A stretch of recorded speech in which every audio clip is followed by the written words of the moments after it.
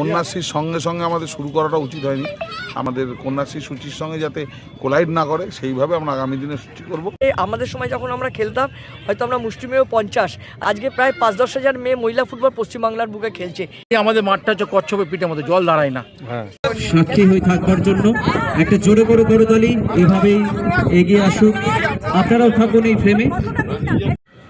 তো দর্শক, এখানে যে দুজন দায়ী রয়েছেন, একজন হচ্ছেন নবাব ভট্টাচার্য, উত্তর চব্বিশ পরগনা জেলা যে ক্রীড়া সংস্থা তার সচিব, এবং রয়েছেন অমিত লাহিড়ী, এই নারায়ণপুর ইউনাইটেড ক্লাব যেটা দেখতে পাচ্ছেন এই যে মাঠে খেলা চলছে সেই ক্লাবের সচিব, তিনিও রয়েছেন।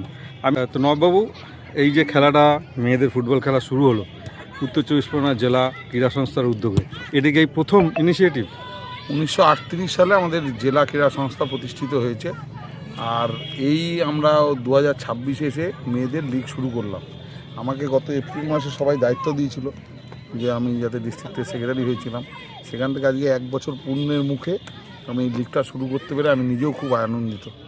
আমি সবচেয়ে এর জন্য আমার ফুটবল সাব কমিটির মেম্বার আমাদের বিল্টু অমিত লাহিড়ী, আজকের এই যে উদ্বোধন, এই যে সমস্ত কিছু ব্যবস্থা, পুরো ব্যাপারটা ও একা দায়িত্ব নিয়ে করেছে। আমাদের জেলায় এরকম প্রচুর কর্মকর্তা আছে যারা খেলা ভালোবাসে। একটা সময় নারায়ণপুর ইউনাইটেড পশ্চিমবাংলার চ্যাম্পিয়ন জেলা ক্লাব ছিল। আমি আশা করব আবার জেলা চ্যাম্পিয়নশিপ চালু হবে, এবং আমি আশা করব যে বিল্টু আবার নারায়ণপুর ইউনাইটেডকে সেই জায়গায় নিয়ে যাবে। জেলা লিগটা অ্যাকচুয়ালি কলকাতা লিগের আগে একটা প্ল্যাটফর্ম। আমাদের সময়টা ঠিক হয়নি, কন্যাশ্রীর সঙ্গে সঙ্গে আমাদের শুরু করাটা উচিত হয়নি। আমরা আরও আগে যদি খেলিয়ে নিতে পারতাম, কিন্তু সেই সময় আমরা করে উঠতে পারিনি। এত খেলা, জেলার এতগুলো খেলা ছিল যে আমরা ওখান থেকে বের করতে পারিনি। সামনের বার আমরা এই সূচিটা মাথায় রাখবো যে আমাদের কন্যাশ্রী সূচির সঙ্গে যাতে কোলাইড না করে সেইভাবে আমরা আগামী দিনে সূচি করব, এবং এই টুর্নামেন্টটাকে আমরা আরও বড় রূপে আগামী দিনে করব।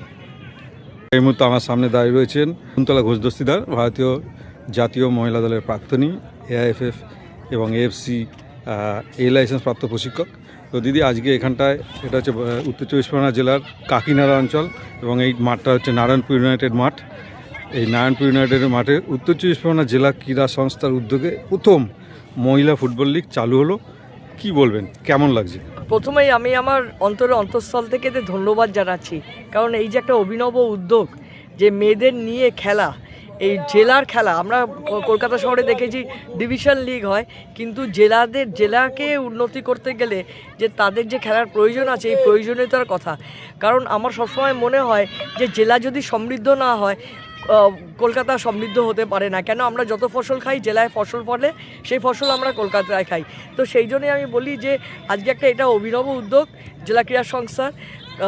এত 10টা টিম করেছে, এবং 10টা টিমের মধ্যে 25 জন করে অ্যালাউ করেছে, মানে 250 মেয়ে আজকে এখানে আমরা দেখতে পাচ্ছি। আর এই মুহূর্তে খেলা চলছে।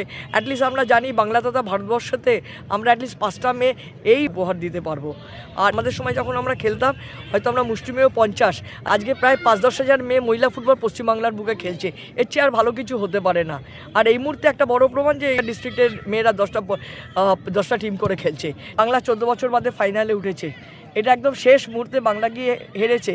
তার মানে কি, আমরা জেলা স্তর থেকে প্রচুর মহিলা ফুটবল উপহার দিয়েছি, রিম্পা থেকে আরম্ভ করে প্রত্যেকে সব জেলার খেলোয়াড়রা। তো আমাদের আরও অনেক খেলোয়াড়দের আমরা বাংলা তথা ভারতবর্ষকে উপহার দিতে পারবো। ধন্যবাদ দিদি সঙ্গে থাকার জন্য। নারায়ণপুর ইউনাইটেড ক্লাব নিশ্চয়ই জানেন, IF-এর বিভিন্ন রকম ফুটবল টুর্নামেন্ট, কি ছেলেদের কি মেয়েদের, এই নারায়ণপুর ইউনাইটেডের মাঠে হয়। তো আগামী দিনেও নিশ্চয়ই হবে। মহিলা ফুটবল লিগটা চলছে, তো আপনাদের মাঠেই অনুষ্ঠিত হচ্ছে। এটাকে অন্যান্য অনেক মাঠেও হবে না, এই খালি এইটাই? না, এই মহিলা ফুটবলটা যেহেতু আমাদের মাঠটা পুরো ঘেরা, নিরাপত্তা অনেক ভালো, তার ফলে ডিস্ট্রিক্ট থেকে ডিসিশন নিচ্ছে নারায়ণপুর ইউনাইটেড ক্লাবে এই মাঠটা পুরো টুর্নামেন্ট এই মাঠেই করবে। এমনি আমাদের মাঠটা হচ্ছে কচ্ছপের পিঠের মতো, জল দাঁড়ায় না। তবুও যতটুকু জল দাঁড়ায় সেটা যাতে না দাঁড়ায়, আগামী দিনে সেটা ব্যবস্থা করে দেবে। আমাদের MP সাহেব এবং MLA সাহেব দুজনেই কথা দিয়েছে। ধন্যবাদ আপনাকে সঙ্গে থাকার জন্য।